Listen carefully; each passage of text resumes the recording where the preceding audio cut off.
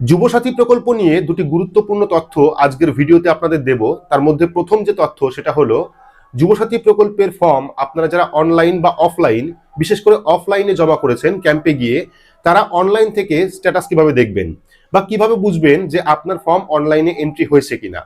পাশাপাশি দ্বিতীয় যে আপডেট, বর্তমানে সবথেকে ট্রেন্ডিং কন্টেন্ট, যে যুবসাথী প্রকল্পের হাজার হাজার ফর্ম বাতিল হয়ে গেছে বা আপনারও ফর্ম রিজেক্ট হয়ে গেছে 10টি কারণের জন্য বা একটি কারণের জন্য। তো এই সমস্ত ভিডিও যারা করছেন তাদের কমেন্টে গিয়ে আপনারা বলবেন এই কথা কি তাদের কানে কানে বলে গেছে আধিকারিকরা। জানিয়ে রাখি, যুবসাথী প্রকল্পের যে ফর্ম, যদি বড় সড়ো কোনো ভুল না হয় তাহলে কিন্তু আপনার ফর্মটি কোনোভাবেই বাতিল হবে না। ঠিক আছে? যেমন আপনারা অনেকেই বলছিলেন ফটোতে সই করতে হবে কিনা।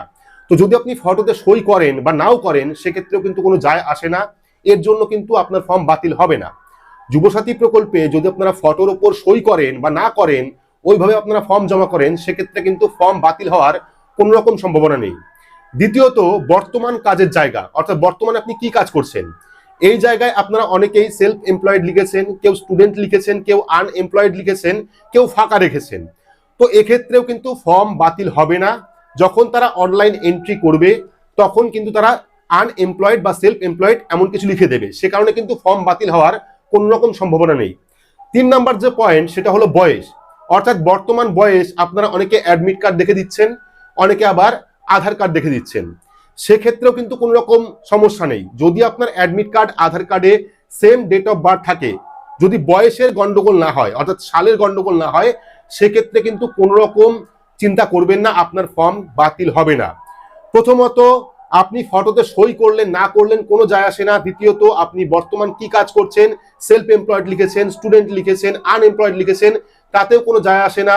বয়সের ক্ষেত্রে আপনি কোন ডকুমেন্ট দেখে বয়স দিয়েছেন, তাতেও কোনো যায় আসে না। তবে চেষ্টা করবেন বড় সড়ো ভুল, যেমন নামের বানানোর ক্ষেত্রে, ঠিক আছে, অনেক সময় বড় সড়ো ভুল হয়ে যায়, বিশেষ করে মহিলাদের ক্ষেত্রে। ফর্মের মধ্যে উল্লেখ করা রয়েছে মাধ্যমিকের অ্যাডমিট কার্ড অথবা যে কোনো পরীক্ষার অ্যাডমিট কার্ড দিয়ে আপনাদের কিন্তু নামটা লিখতে হবে। সেক্ষেত্রে অনেক মহিলারা আবেদন করেছেন, বিবাহিত মহিলারা যাদের বর্তমানে পদবি চেঞ্জ হয়ে গেছে, সেক্ষেত্রে তারা বর্তমান যে টাইটেল বা পদবি সেটা আপনারা লিখছেন, সেক্ষেত্রে কিন্তু ফর্ম বাতিল হওয়ার একটা সম্ভাবনা রয়েছে। তবে যদি আধিকারিকরা মনে করে ডকুমেন্ট দেখে কিন্তু সেই নামটাই দিয়ে দেবে।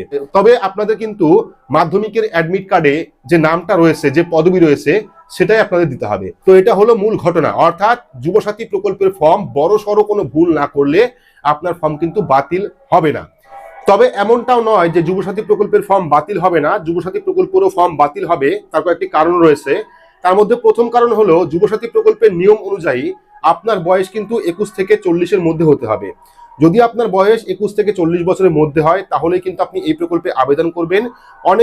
অনেকের বয়স হয়নি তবুও কিন্তু আপনারা ফর্ম জমা করেছেন, সেক্ষেত্রে কিন্তু আপনার ফর্মটি বাতিল করা হবে। যদি আপনার বয়স 1 মাস কমও থাকে বা 1 মাস বেশিও থাকে 40 বছরের, সেক্ষেত্রে কিন্তু আপনার ফর্ম বাতিল হবে।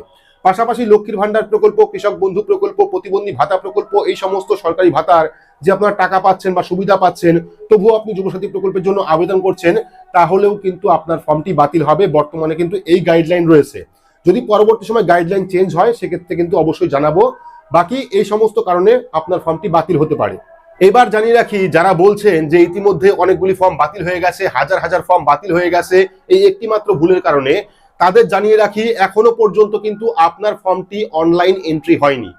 যারা অফলাইন ক্যাম্পে গিয়ে যুবসাথী প্রকল্পের ফর্ম জমা করেছেন তাদের কিন্তু শুধুমাত্র ফর্ম জমা নেওয়া হয়েছে এবং সেই প্রমাণস্বরূপ যে অ্যাকনলেজমেন্ট স্লিপ সেটা ছিঁড়ে দিয়ে দেওয়া হয়েছে। কাউকে দুয়ারে সরকার রেজিস্ট্রেশন নাম্বার লিখে দিয়েছে, কাউকে দেয়নি। তো এখনো পর্যন্ত কিন্তু সেই ফর্মটি অনলাইন এন্ট্রি হয়নি। ঠিক আছে? সেক্ষেত্রে ফর্ম বাতিলের এখন কোন রকম আশঙ্কা নেই। 26 তারিখের পর যদি ক্যাম্পের ডেট না বাড়ে তারপর থেকে কিন্তু অনলাইন এন্ট্রি হওয়া শুরু হবে। এবং এই যে অফলাইন আপনারা ফর্ম জমা করলেন, এই অফলাইন ফর্মের যে স্ট্যাটাস আপনারা অনেকেই জানতে চাইছিলেন, অফলাইন ফর্মের স্ট্যাটাস কিভাবে দেখব। তো এখনো পর্যন্ত ফর্ম অনলাইন এন্ট্রি হয়নি, সেক্ষেত্রে কিন্তু আপনারা এখনই অফলাইন যারা ফর্ম জমা করেছেন তারা কিন্তু যুবসাথী প্রকল্পের যে স্ট্যাটাস অফলাইন ফর্মের সেটা আপনারা দেখতে পারবেন না। বাকি যখন অনলাইন এন্ট্রি হয়ে যাবে তখন কিন্তু আপনারা স্ট্যাটাস দেখতে পারবেন। যেরকম আপনারা অনলাইন আবেদন করলেন, আমি দেখাচ্ছি পাশে। তো যুবসাথী প্রকল্পের স্ট্যাটাস দেখার জন্য আপনাদের যেতে হবে ds.wb.gov.in। সকাল টাইমে এই ওয়েবসাইটটা কাজ করছে না, রাত্রি 8টার পরে কিন্তু এই ওয়েবসাইটে কাজ হচ্ছে। তো যখন আপনারা যুবসাথী পোর্টালে যাবেন, যাওয়ার পর যুবসাথী প্রকল্পের লগ ইন অপশনে ক্লিক করবেন, ক্লিক করার পর স্ট্যাটাস দেখার পেজ আসবে।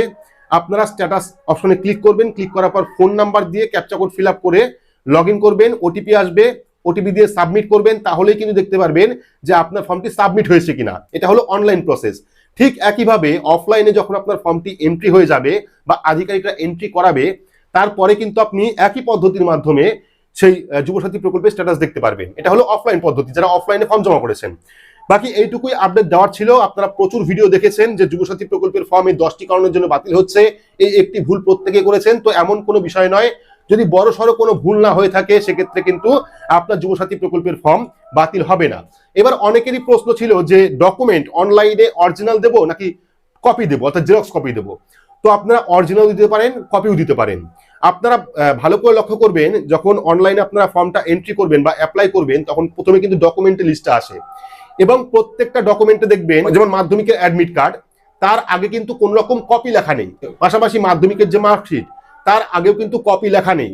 ব্যাংক পাসবুকের আগেও কিন্তু কপি লেখা নেই। তবে ভোটার কার্ড এবং আধার কার্ডের পাশে কিন্তু কপি লেখা রয়েছে। তো কপি মানে কি আশা করি আপনারা প্রত্যেকেই জানেন। সেক্ষেত্রে চাইলে আপনারা অরিজিনাল অথবা জেরক্স কপি আপলোড করতে পারেন, শুধুমাত্র ভোটার কার্ড এবং আধার কার্ড।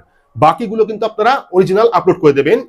যদি ভোটার কার্ড আধার কার্ড আপনারা জেরক্স কপি আপলোড করেন, সেক্ষেত্রে চেষ্টা করবেন জেরক্স কপি নিচে সই করে দেবেন, সই করে সেটাকে আপলোড করে দেবেন। তো এই ছিল যুবসাথী প্রকল্পের সম্পূর্ণ নতুন একটি আপডেট। আশা করি ভিডিওটি আপনাদের কাজে আসবে। তো ভিডিওটি যদি ভালো লাগে অবশ্যই লাইক করবেন, চ্যানেলটিকে সাবস্ক্রাইব করে পাশে রাখা বেল আইকনটি প্রেস করে নোটিফিকেশন অল করে রাখবেন, সবার সুবিধার্থে ভিডিওটি শেয়ার করবেন। তো আজকের মতো এইটুকুই, ধন্যবাদ।